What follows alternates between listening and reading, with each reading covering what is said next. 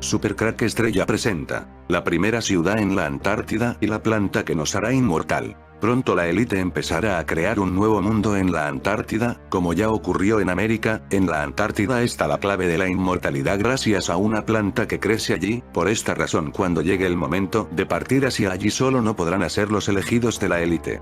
El descubrimiento de América fue un plan de la élite para cambiar el mundo, lo que se llamó la Agenda 1492. El mundo estaba sumido en el caos, el hambre, pestes, guerras. En el 1492, algo que se empieza a parecer a este 2021, la élite considera que es el momento de un reseteo en ese 1492 y deciden que es el momento de abrir el nuevo mundo América al viejo mundo Europa. La élite sabe de la existencia de América, allí viven los ángeles caídos, con los seres originarios de allí, como los mayas por ejemplo, que comparten con estos ángeles caídos tecnología. La élite empieza a preparar la llegada del viejo mundo a América y por esta razón una gran parte de los ángeles caídos que viven allí son llevados a la Antártida, y otra gran parte son llevados junto a los mayas a otra dimensión. Esto ocurre en el año 900 después de Cristo. En el año 1492 se realiza el gran reseteo con nueva historia para el mundo. Esto se hizo bajo el control de los ángeles caídos,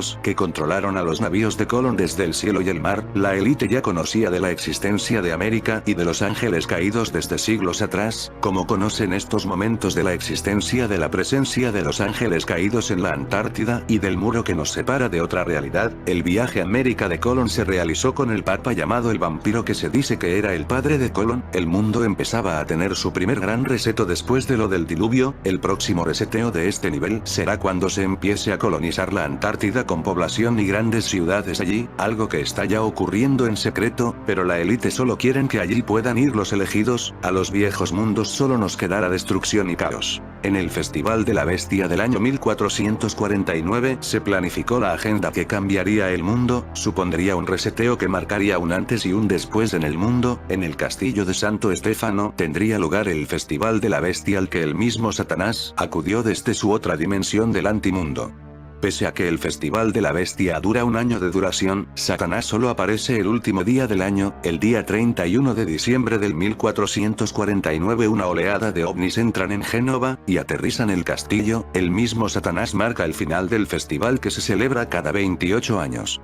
El último se celebró en Noruega en el año 2009 y acudió toda la élite satánica. El Festival de la Bestia del año 1449, un joven de 17 años llamado Giovanni Battista Chivo, participa en el ritual El llanto de la doncella, que consiste en que una mujer virgen que será tomada y quedará embarazada, ante la presencia del mismísimo Satanás, con su legión de incubos y sucubos. El bebé que nazca de esta unión será alguien que en futuro marque la Agenda 1492, que será un reseteo mundial. Se descubrirá un nuevo mundo que será América. De este ritual del llanto de la doncella nacerá un bebé 9 meses después, en el 1450. Este niño será Cristóbal Colón. Su padre se convertirá en el Papa del Vaticano unos años después y será conocido como el Papa Vampiro Inocencio VIII. Ordenación episcopal 1467. Proclamación cardenalicia. Ir a la Antártida no es sencillo, está aislada durante buena parte del año, no puedes alquilar un piso y comenzar a echar currículos. Sin embargo, más de 4.000 personas viven en el sexto continente. Por eso nos hemos preguntado cuáles son las verdaderas condiciones de vida en el continente perdido. A fin de cuentas llegará el día, como pasó en América, que aquello se convierta en el nuevo mundo, para proteger a lo que quede del viejo mundo.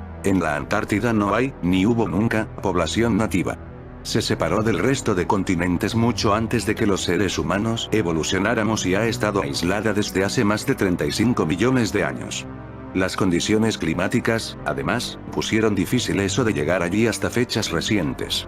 Hasta 1820 por lo menos. Y eso la ha convertido en uno de los pocos sitios que han sido descubiertos en sentido literal de la palabra. Eso no quiere decir que el continente antártico esté vacío. Además de pingüinos, focas, calamares gigantes y otras muchas especies, en la Antártida viven unas 4.000 personas en verano y unas 1.000 en invierno. Hay unas 66 bases científicas, de las que solo 37 se ocupan durante todo el año. La Española, sin ir más lejos, cierra durante los meses más duros del año. A principios de 1980 Amancio Williams fue consultado por las autoridades argentinas a fin de iniciar un estudio para construir la primera ciudad en la Antártida. Se propuso una ciudad cerrada que reúne las mismas condiciones generales del planteo de una ciudad moderna: desarrollo lineal, arquitectura espacial, suelo libre, integración y no yuxtaposición de edificios. La ciudad se ubica en la península antártica donde se vincula mediante helicópteros con bases como Marambio, ofrece a su población posibilidades culturales además de un permanente contacto con el resto del mundo a través de la renovación continua de su población transitoria.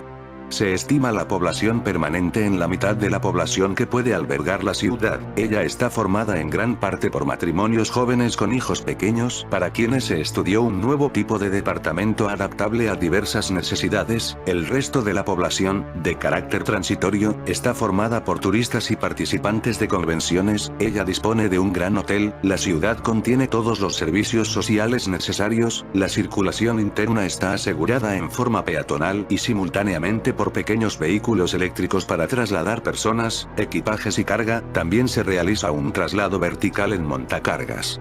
La comunicación con el exterior se logra a través de zonas de amortiguamiento de temperatura y viento por un sistema de puertas deslizantes que permiten la entrada y salida de vehículos oruga. Además, hay zonas de iguales características para helicópteros, movimiento de pasajeros y cargas. La forma de la ciudad asegura su protección contra los vientos y la nieve, esta última, poco abundante debido a falta de humedad en la atmósfera antártica. Al depositarse en los grandes planos horizontales de la cubierta metálica es barrida por el viento, pues no se adhiere a causa de la mayor temperatura graduable de aquellos. La ciudad tiene un clima propio obtenido por la energía eléctrica que producen los continuos vientos del lugar.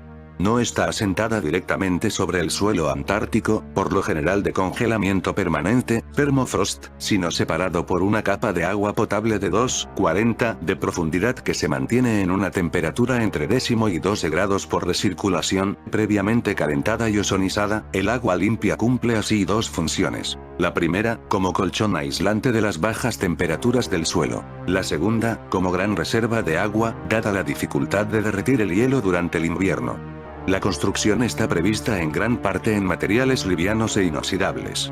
La estructura está formada por piezas pequeñas, fáciles de transportar y ensambladas por secciones. Estas son fabricadas en centros industriales continentales y luego montadas en el lugar. El hormigón del subsuelo se construye sobre la capa de permafrost con encofrados eléctricos, que la mantienen en temperaturas posibles para su fragua inicial. Amancio Williams resolvió donar a Argentina y Chile el estudio completo realizado para esta ciudad.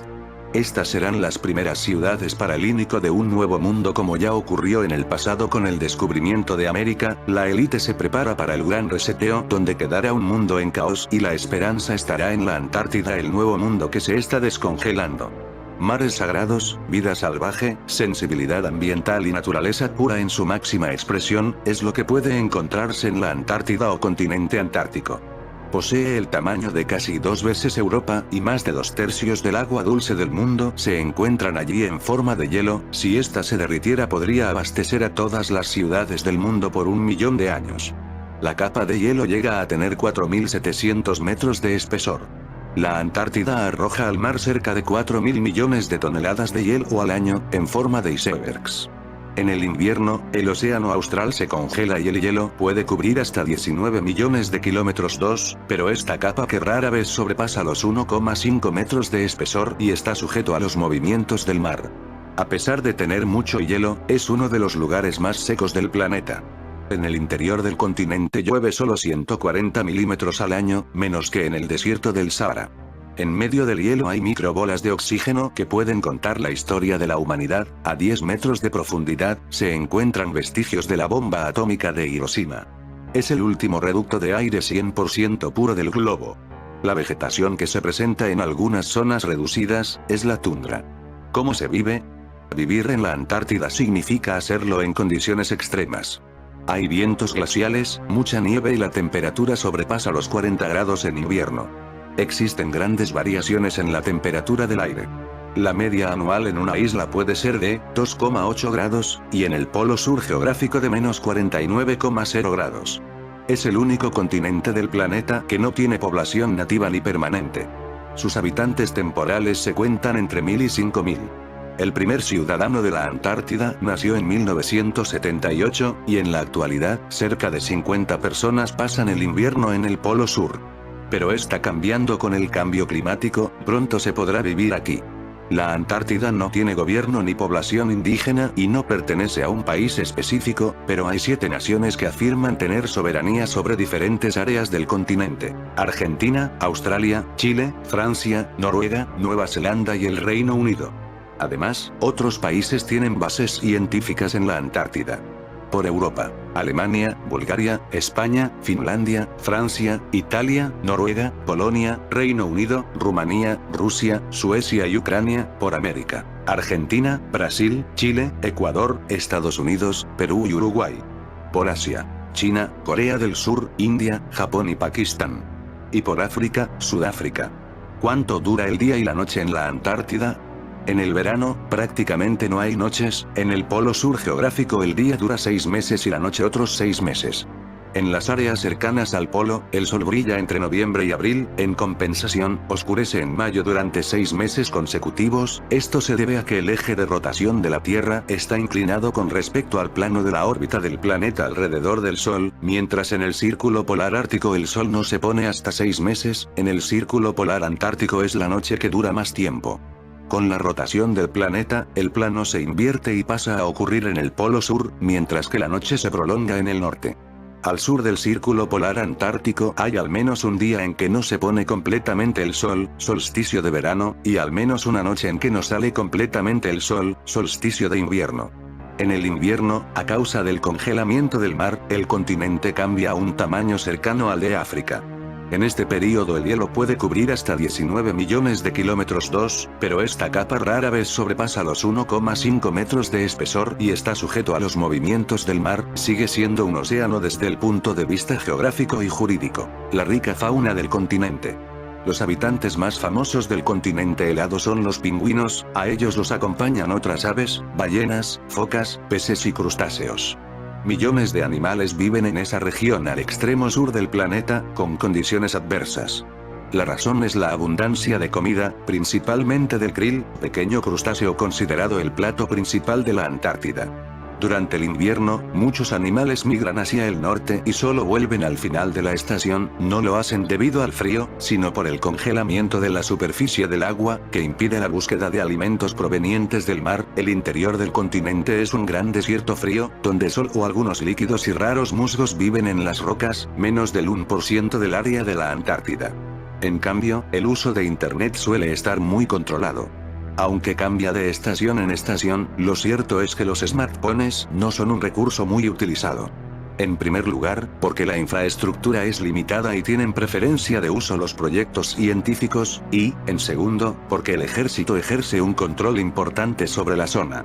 Aunque eso no quiere decir que no se pueda acceder a Internet. Estamos en 2030. No hace tanto tiempo aún había hielo en la Antártida, aún queda algo. Pero hoy lo que hay es trabajo. El continente ha cambiado mucho, es cierto. Pero, sin duda, ha cambiado a mejor. Ahora hay hoteles, restaurantes, lugares de ocio y una amplia oferta cultural. Por ejemplo, si uno viaja al polo, puede ver la reconstrucción del Poleim, la tienda que Amundsen y su gente montaron hace ya 160 años. Justo al lado, está el Museo William Smith, que ahora tiene un par de exposiciones temporales, una de Magritte y otra de tejidos tradicionales africanos. Junto a él, hay un McDonald's. Algo así es el futuro, algo que ya ocurrió con el descubrimiento de América. Estamos ante el cambio de tuerca de un nuevo mundo que está por llegar. ¿Quién fue este misterioso papa de quien se dice, entre otras cosas, sabía de la existencia de América mucho antes de que Cristóbal Colón la descubriera? ¿Y cuál era la verdadera relación que sostuvo con el navegante genovés? Se dice que era el padre de Colón. La verdad es que la historia parece estar manejada por seres no naturales. Los llamados ángeles caídos continúan controlando la tierra, y escriben la historia como quieren, haciéndonos creer que somos nosotros. Esto es algo que ya conocía Jesús Cristo cuando estuvo entre nosotros, creando un gran caos en el mundo de estos ángeles caídos que entraron en pánico, pero eso es otra historia para otro video. El caso es que pronto volveros a ver algo parecido cuando empecemos a colonizar la Antártida como un nuevo mundo, algo que ya está en los planes de estos ángeles caídos, pero no todos podremos ir a ese nuevo mundo de la Antártida, solo los escogidos. El papa que supo de América, Giovanni Battista Cibo, falleció el 25 de julio de 1492, 8 días antes de que Colón partiera de Puerto de Palos. Sin embargo, en su tumba, se hallan una serie de inscripciones que resultan ser por lo menos curiosas. En su monumento funerario puede leerse el siguiente epitafio: Novi orbis sua evo inventi gloria, que en español quiere decir, suya es la gloria del descubrimiento del nuevo mundo. Recordemos que a este papa lo llamaron el papa vampiro por meterse sangre de jóvenes para vivir más tiempo, y es que como ya he contado en otros vídeos, hablando del Festival de la Bestia, estos papas han estado trabajando para estos ángeles caídos, quizás no todos, pero sí una parte de ellos que coinciden con los festivales de la bestia ocurridos cada 28 años a lo largo de la historia. Un nuevo estudio de la UI que ha contado con la participación de RIM asegura que la Antártida podría convertirse en pocos años en un lugar más verde y fue colonizada por nuevas especies de zonas más cálidas por culpa del cambio climático. En el futuro, la Antártida podría convertirse en un lugar más verde y ser colonizada por nuevas especies. Al mismo tiempo, algunas especies probablemente desaparecerán, según se desprende de un estudio publicado el pasado mes de diciembre en la revista especializada Biological Reviews. Para la elaboración del trabajo, que firman expertos del ICMI de una veintena de centros de investigación de todo el mundo liderados por el Alfred Wegener Institute for Polar and Marine Research, AUI, se analizaron cientos de artículos sobre la Antártida publicados en los últimos 10 años. Gracias a ello, los científicos han podido proporcionar una evaluación excepcionalmente completa sobre los procesos biológicos y bioquímicos que se producen en la Antártida y en el océano austral que la rodea, lo que permite conocer su estado actual y futuro. Todo ello forma parte del proyecto Antera, que abarca aspectos como la acidificación de los océanos, la biodiversidad y la importancia del hielo marino para diversos organismos. Si nos fijamos en el período comprendido entre 1970 y el presente, aproximadamente el 80% de todas las publicaciones académicas sobre biología y bioquímica en la Antártida se publicaron entre 2010 y 2020, eso es lo que nos movió a condensar esta enorme cantidad de conocimientos en un solo artículo, asegura el coordinador del proyecto Julian Gut, de la UI. Tener una visión general del estado actual de la Antártida nos sirve de base para saber cómo está cambiando esta región y así a dónde podrían derivar los diferentes ecosistemas antárticos empujados por la presión humana, añade el investigador del ICME Enrique Isla, que también ha participado en la elaboración del estudio. Aumento de la biodiversidad. Uno de los puntos a destacar es que es muy probable que las aguas de la Antártida se calienten debido al cambio climático, lo que a su vez aumenta la probabilidad de que las especies vegetales y animales de regiones más cálidas migren a la Antártida. En este sentido, no solo la temperatura, sino también la fracción cubierta de hielo marino será crucial. Por ejemplo, en los próximos decenios, los expertos prevén un mayor reverdecimiento de las zonas costeras libres de hielo durante el verano austral, lo que se producirá a medida que migren nuevos musgos o líquenes. Inicialmente, se prevé un aumento de la diversidad biológica, si bien un calentamiento prolongado tendría graves consecuencias para las especies adaptadas a temperaturas extremadamente bajas. ¿Qué es el pasto antártico y por qué interesa tanto a los científicos? Desde hace algún tiempo investigadores de diferentes países han puesto su mirada en una gramínea que crece en la Antártida. La razón hay que buscarla en uno de sus compuestos químicos. La Antártida fue la última región de la Tierra en ser descubierta y colonizada. En 1819, hace ahora 200 años, el rey Fernando VII envió a Perú 4 buques de la Armada para sofocar la emancipación de las colonias de ultramar. Uno de ellos era el mítico San Telmo, un navío de 74 cañones, con una dotación de 644 soldados e infantes de marina.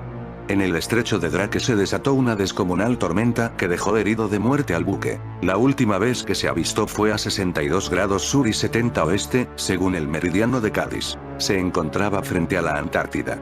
Curiosamente, cerca de la isla de Livingstone, en donde ahora España tiene una base científica, y donde unos meses después el capitán de navío británico William Smith encontró los restos del naufragio de un barco español. Es posible que, de esta forma, los españoles fuésemos los primeros en transitar por las gélidas tierras del continente antártico, antes de perecer de hambre y frío. La isla de Livingstone pertenece a las Shetland del Sur y en el Cabo Shirreff desde 1993 hay un monolito conmemorativo que recuerda la epopeya del San Telmo. Vegetación antártica. La Antártida es un lugar inhóspito, donde solo los mejor preparados son capaces de sobrevivir, aquellos que tienen superpoderes capaces de hacer frente a la oscuridad, a temperaturas extremadamente bajas, de hasta -60 grados, a la acción del viento, a la radiación ultravioleta, a la deshidratación o a la salinidad. El 99% del continente antártico se encuentra cubierto de nieve o hielo de forma permanente, pero en el 1% restantes hay vida, allí crecen líquenes, helechos, musgos y dos plantas. El clavel antártico, Colobanthus quitensis, y el pasto antártico, Deschampsia antarctica. El clavel antártico tiene unas moléculas que actúan como filtro solar de forma natural. Un equipo de científicos está analizando cómo utilizar esta estrategia para proteger la piel de los seres humanos, reduciendo el riesgo de la exposición a los rayos ultravioleta. Por su parte, el pasto antártico es una gramínea que se defiende de las condiciones adversas a través de metabolitos secundarios. Fue precisamente su obstinada resistencia la que hizo que los investigadores se fijaran en ella. Esta planta es una hierba perenne que crece entre las rocas autopolinizándose, lo cual significa que nunca abre sus flores y que es el polen de esta planta el que fecunda el ovario de su misma flor.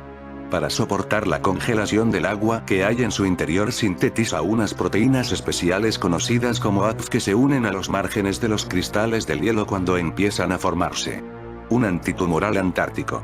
Los investigadores han conseguido identificar en esta planta un compuesto que han bautizado como antartina. Químicamente es un azúcar con un fenol, pero desde el punto de vista médico tiene propiedades muy interesantes, concretamente en el terreno de la oncología.